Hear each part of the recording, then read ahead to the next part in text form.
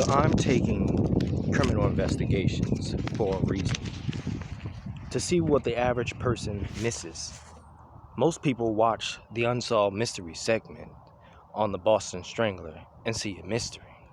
I see a puppet and a puppeteer. We have been told that Albert DeSalvo was the strangler. I'm telling you, DeSalvo was a ghost. He was a man who craved fame so badly he was willing to confess the crimes he didn't commit to feed his family. But the man who coached him, that man had a different signature. Today we open the George Nassar file. The logic? The Bridgewater Coaching. In 1965, DeSalvo and Nassar were cellmates. DeSalvo was the measuring man, a petty predator. Nassar, he was a double murderer with a 150 IQ. The logic is simple. Again, the logic is simple. Nassar needed a patsy to take the heat for the Strangler killings so he could stay in the shadows. When you watch the old interviews, read the eyes. Again, when you watch the old interviews, read Nassar's eyes. DeSalvo is shifting, talking fast, trying to remember details. He got the details wrong in the beginning because he was reading from the newspapers, not from memory. He only got it accurate after months of being tutored by Nassar and F. Lee Bailey. He was a compulsive confessor looking for a payout.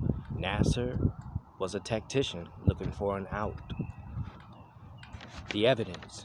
The physical discrepancies in DNA. Witnesses didn't describe a stocky man like DeSalvo.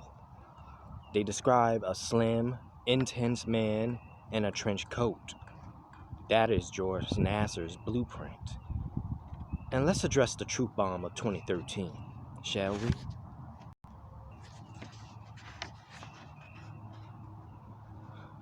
Yes, DNA linked DeSalvo to Mary Sullivan, the last victim, but there were 11 others.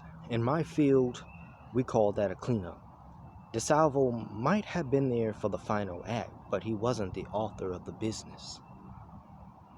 The logic of the no-force entry says these women let the killer in. They didn't let in a clumsy man like DeSalvo. They let in someone with charm and the cold intellect of Nassar. The hit, the WALPOLE silencer. In 1973, Albert DeSalvo reached out. He was ready to talk. He told a doctor he was going to set the record straight. 1 week later,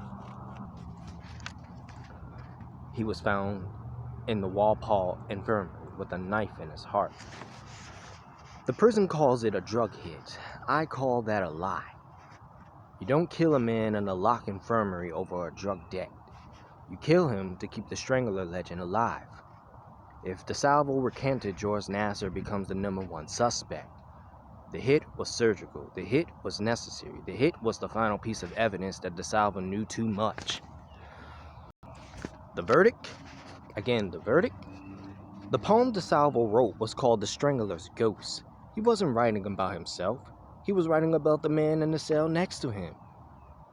You seen the logic. You seen the papers. DeSalvo was the face, but Nassar was the hand. I'm the lead investigator. This file has been reclassified. Again, I'm taking criminal investigations.